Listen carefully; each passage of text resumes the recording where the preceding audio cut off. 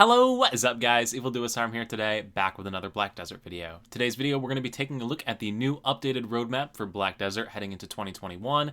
And yes, this is going to be pretty darn similar to the video I put out on this when the actual roadmap went live back in December of last year, but there's a few other things that have been added, a whole separate section here of all sorts of other developer ideas and whatnot. So we're going to go through all of this. I'm going to cover all the stuff I already covered.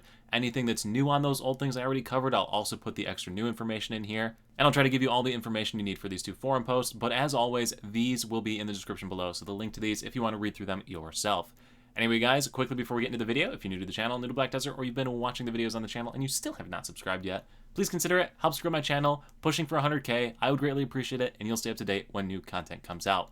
Without further ado, let's get into it, and let's start off with the first thing on the updated roadmap, and that is the new Node War revamp. So this is actually in process of going live on the beta server here. So the Black Desert Global Lab has a full-on patch notes here. It's in Korean, so I used Google Translate here to pull it up. I'm not going to go too crazy into this because, frankly, I don't partake in them, and I'd be a bad person to hear these from. But these are linked in the description below, so if you want to see the changes that will be coming up to the Node Wars, please check this out, read through it. It looks like it's a territory fighting combat system rather than just trying to take over nodes. Now, another interesting PvP system that will be introduced coming into 2021 is going to be a main server war system. So basically what's going to happen is you're going to select a server, your guild is going to select a server, whatever guild you're in, and you receive benefits for playing on that server while you're within a guild. The biggest one that they have listed off here is that you can switch to any one of the channels in your server without a cooldown. So like if you want to go from Valencia 1 to Valencia 2 to Valencia 3, no cooldown, you can server hop within those with no penalty. So basically how the system is going to work as far as the server wars themselves,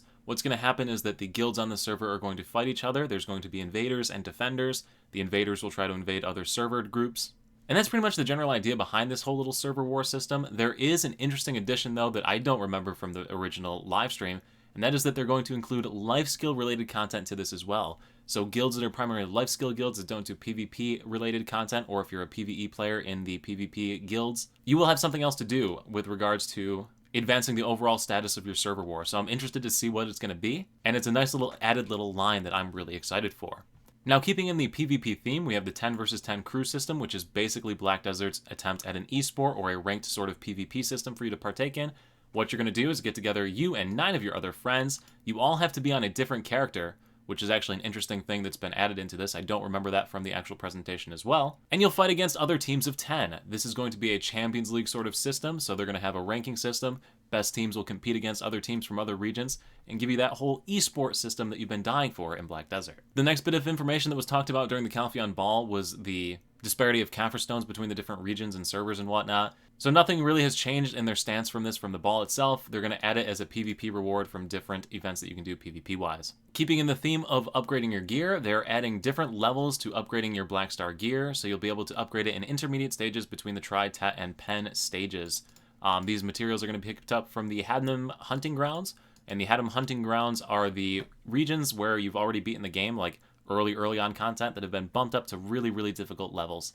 So those zones will have these drop items that you need to enhance your Black Star defense gear in these intermediate stages. Right here's a nice little interesting infographic, which you should totally keep a copy of, just to see where everybody is ranked in the world as far as AP and DP, so you can get an idea on how you stack up. Pretty interesting little chart there. Another thing that was talked about during the Calpheon Ball is the Black Star Raid. Nothing has changed about this, so yeah, basically it's a raid that's going to happen over in Star's End. You do it, and raid I mean World Boss. Fight this thing, it drops materials that you use to upgrade Black Star gear, pretty straightforward. Epic Quest really has no information in it that's even meaningful, so we're going to skip over that.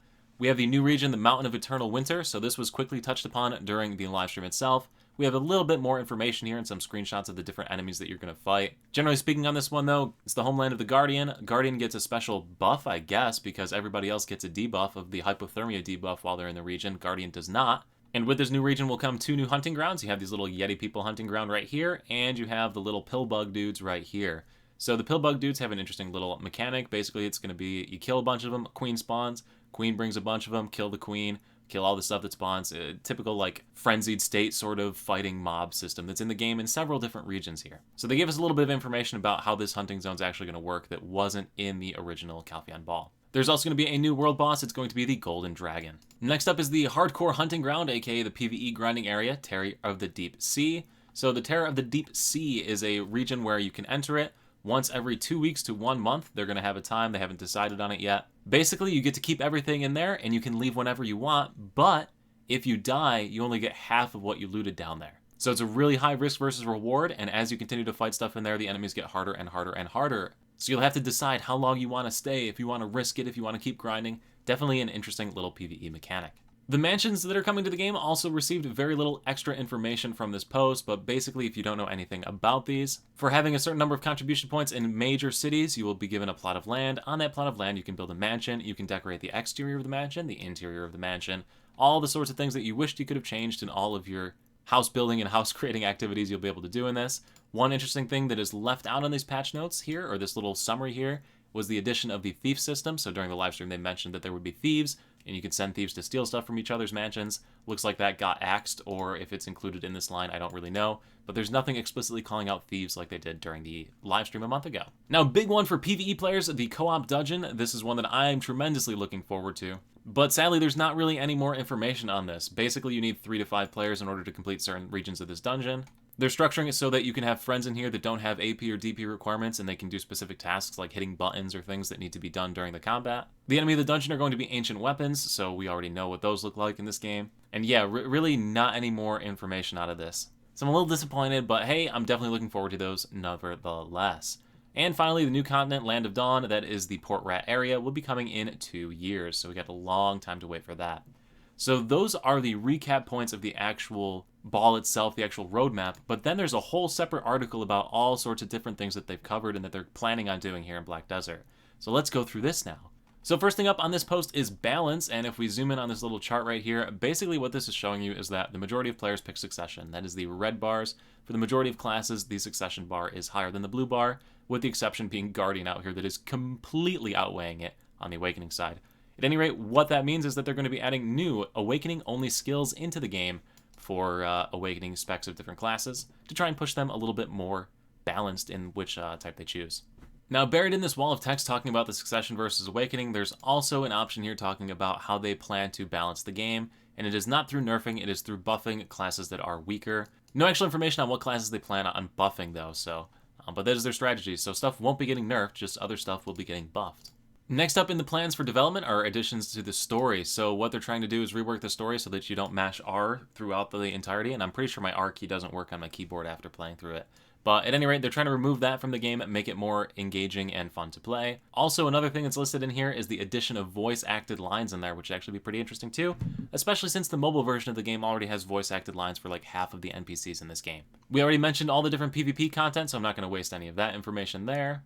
Now, hidden in the season server bit of information right here is something that they probably just pulled from my YouTube comment section, but it's that they've been getting lots of questions or a lot of confusion from players as what they're supposed to do after the season server is done, so they plan to add a whole bunch of give me's and freebies at the end of the season server this year, which is pretty interesting. Regarding co-op information, we already told you about the dungeon in the previous post over here, but there is also the plan on adding in the same sort of dungeons to guilds, so guilds will be able to do the dungeons as well as a guild. Also, some extra information about the dungeon itself is that you won't need the Holy Trinity role system for completing it, so you won't need a Shy or a Valkyrie or a Witch in your party to heal you, protect you, those types of things.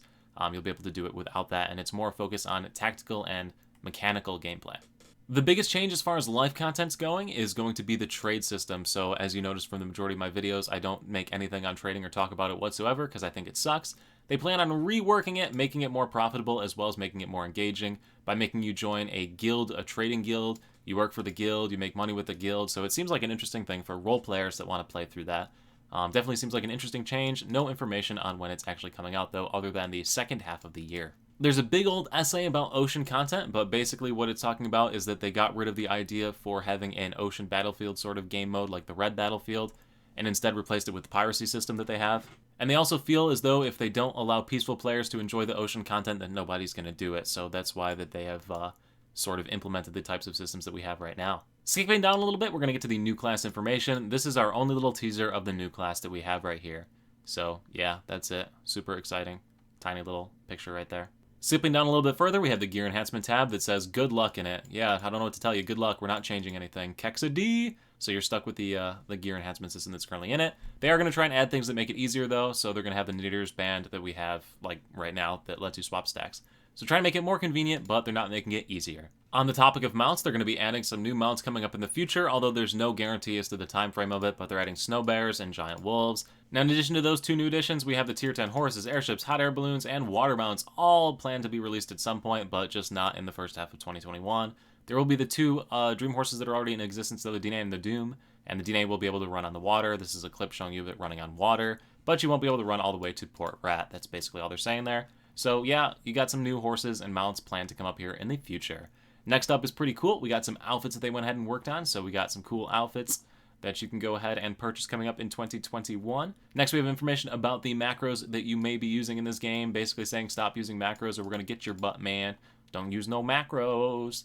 But anyway, guys, that's pretty much it here. So we went through a whole bunch of information, a lot to cover. Once again, these notes are all in the description below. Generally speaking, seems like a lot of really cool changes coming to Black Desert in 2021. I'm sorry that some of this information was repetitive from my other video, but it's a lot of extra information and I had to put it all out. So anyway, if you're excited about this stuff, let me know in the comment section below. What are you most excited about? Put it down there. Let me know. Once again, if you're not subscribed already, also please consider it. Helps grow my channel. You stay up to date when cool notes and information like this does come out. Thank you all so much for watching. I will see you at the next live stream over on Twitch, next YouTube video right here, or wherever I happen to see you. Peace.